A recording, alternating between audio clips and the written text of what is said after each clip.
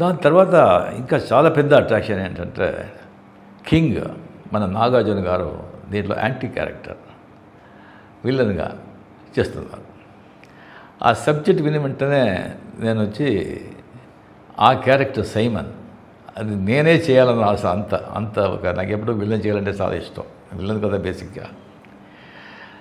ఆ క్యారెక్టర్ ఎవరు చేస్తారంటే అది చాలా స్టైలిష్గా ఉండాలి అండ్ ఫెంటాస్టిక్ క్యారెక్టర్.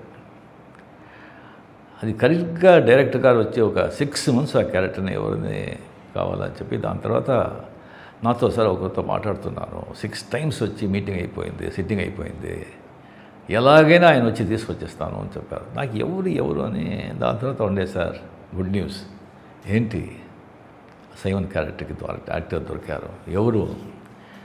నాగార్జున. నాకు షాక్. నాగార్జున గారు మన కింగ్ నాగార్జున ఒప్పుకున్నారా? అవును సార్. నాకు వచ్చి ఏమైనా డెఫినెట్గా డబ్బు ఇచ్చి ఆయన వచ్చి ఏమైనా యాక్టింగ్ చేస్తారని నేను లేదు. కోట్యాధీశ్వరుడు డబ్బు కోసం ఆయన యాక్ట్ చేయడు. ఎందుకు అవసరమే లేదు. ఆయనకే అనిపిస్తుంటుంది. ఐ థింక్ ఎప్పుడూ మంచివాడిగా చేసి ఎన్ని రోజులు మంచివాడిగా చేసేది చేంజ్ ఉంది చేస్తామని ఈ పిక్చర్లో ఆయన ఒప్పుకొని ఉన్నారు.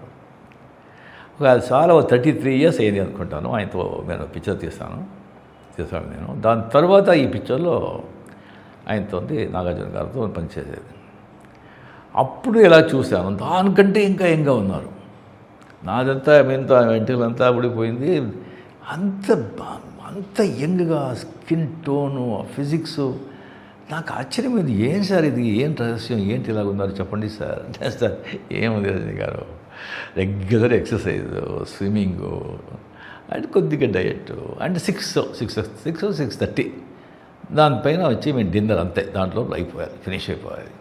ఇంకొకటి మా ఫాదర్ ఆ జీన్స్, ఇంకొకటి మా ఫాదర్ చెప్పింది ఏది విషయాలు పెద్దగా డిస్టర్బ్ చేసుకోవద్దు, హ్యాపీగా ఉండు, జరిగేది జరుగుతుంది అని. అది ఆయన రహస్యం.